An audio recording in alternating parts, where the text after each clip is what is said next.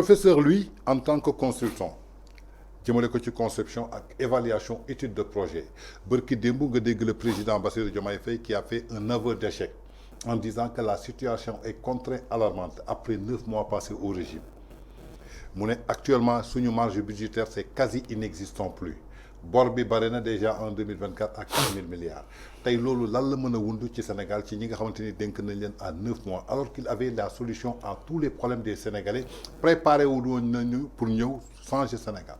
mooy li ma lay wax rek c'est une impréparation notoire liñ doon bind noonu bind nañ ko mais gëmuñu ko sax mënuñu koo jëmmal parce que c'était même pas faisable. waaw xam nga booy def projet da ngay def étude de faisabilité. étude de faisabilité étude de marché def sa business plan teg ko après nga planifier ne lii ngay exécuter nga dem wuti say financement. mais problème bi mooy ñoom. loolu yëpp boo ko defee ba pare. mën ngaa def sax sa étude de projet bu rafet. mais xam nga lan ngay intégrer. ce qu'on appelle les risques. les éléments de contingence. Ouais. Parce que le projet il est contingent.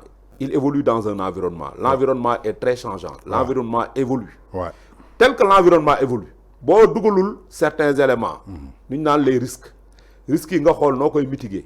noo koy gérer maanaam tey boo amee perturbation xam nga loolu moo sonal Macky Sall ci deuxième mandat am. la Covid-19. la guerre russo-ukrainienne.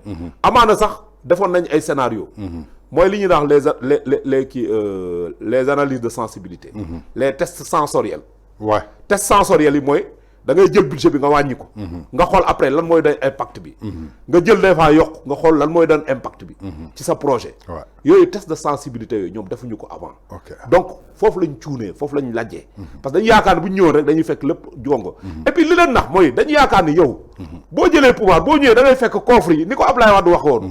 n'est-ce pas Idrissa téyel coffre bi. nos soucis d'argent sont finis. xaalis baa ngi ci coffre ñoom dañu yaakaar bu ñu ñëwee dañuy fekk coffre Sénégal yi. mais fees dell ak xaalis mais du noonu.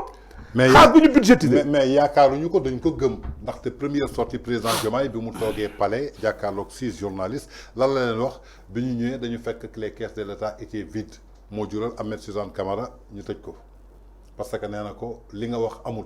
parce que premier trimestre bi Macky Sall bouclé na ko jël nañ ko yow deuxième trimestre ngay commencé muy avril ba juin. absolument en réalité le niveau de recouvrement des recettes était bon. Ouais.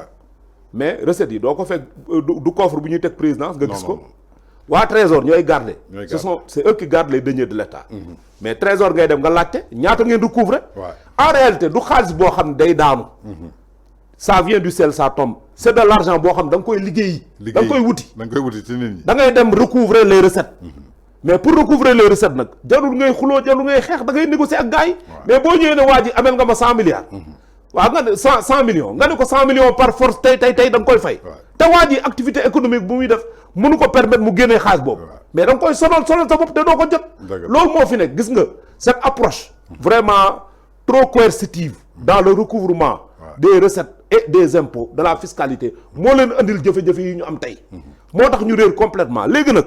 en plus de ça ñoom aussi ci seen incompétence aussi la parce que boo ñëwee fekk un état muy dox lépp nekk au vert les indicateurs nekk au vert nga war a am pétrole ak gaz nga nekk fi naan da ngay renégocier ay contrat tu arrêtes les chantiers sur le BTP sur la corniche tous les chantiers de BTP nga arrêté wu tu mets des employés au chômage écoute secteur boobu mënatul produire alors que le BTP c'est un secteur vraiment très dynamique boo xam ça contribue à la croissance da nga fay am ay recettes.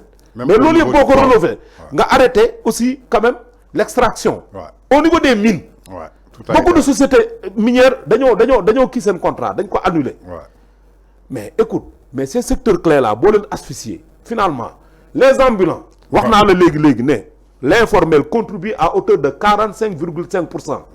N'est-ce pas dans la valeur ajoutée globale n'est-ce pas de l'économie sénégalaise léegi secteur bu mel noonu nga ñëw nga asphyxier leen ñëw fekk ambulants yi di jaay nga leen mënut leen jaay ci mbedd mi alors que proposer la woon beneen ak alternative en réalité mën nga leen déplacer de d'accord naa waruñu leen bàyyi ñuy taxawal n'importe où on doit quand même assainir n'est-ce pas l'espace public on doit rendre l'espace public attractif war nañ ko defar suñu dëkkuwaay suñu nekkul kenn mënul lal n'importe où di jaay mais da nga leen di wutal place nga leen en attendant provisoirement kaay leen taxaw fii ngeen jaay en attendant daf leen toog na la ngeen jaay ngeen bàyyi tali bi mais nga bàyyi leen ñu continuer participer à la production de la richesse yow Jakarta yi je suis d'accord il faut les immatriculer parce que dafa bëri ay problèmes immatriculation d'accord nañ ko mais approche bi ñu ko defee baaxul alors da nga nu war a bàyyi ñuy liggéey en même temps ñuy immatriculer en même temps mais bul arrêter activité bi boo arrêter activité bi gars yi liggéeyatuñu c'est des pertes de ressources et c'est une perte en matière d'économie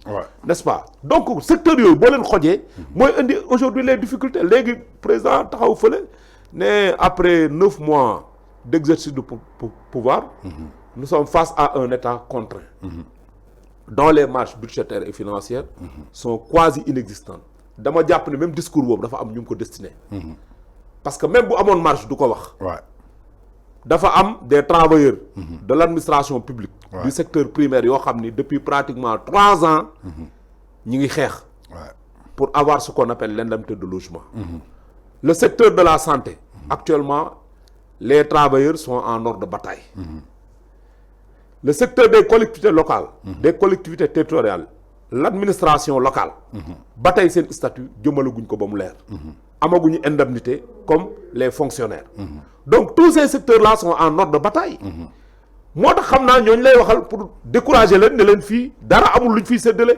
kon ces revendications il faut les remettre à plus tard mais ça a été d'ailleurs très illustratif le thème de la cérémonie d'ouverture des cours et tribunaux le droit syndical face à la préservation n'est-ce pas de la continuité du service public man organisé woon naa ci benn conférence benn session de formation au niveau de mon syndicat il y a plus de 6 ans on avait le préfet Diagne qui est formateur à l'ENA moo ñëwoon introduire thème bi c'est un thème très intéressant boo ko jëlee dans l'angle quand même n'est-ce pas de la neutralité mais am na angle boo koy jëlee lu doy waar la c'est-à-dire aujourd'hui c'est une manière de dire aux travailleurs que vous avez beau vouloir faire la grève mais dites-vous aussi que quand même l'État a la possibilité aussi de restreindre ce droit de grève pour certains corps jusqu'à présent amuñu droit de grève boobu parce que c'est des corps assermentés peut-être mais il est clair que pour d'autres corps l'État peut faire recours souvent n'est-ce pas aux réquisitions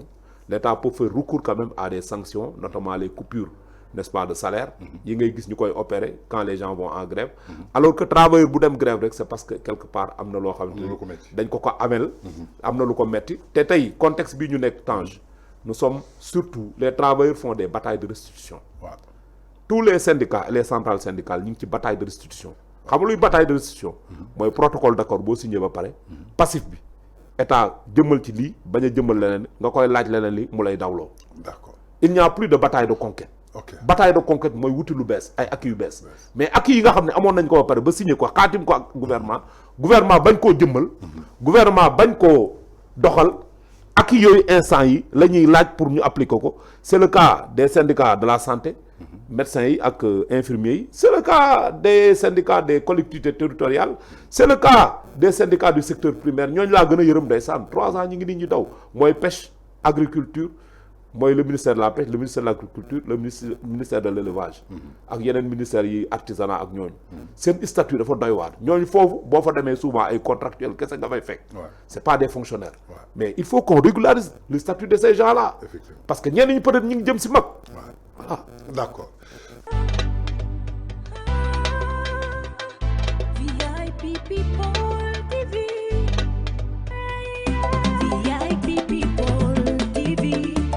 Chaque jour comme si c'était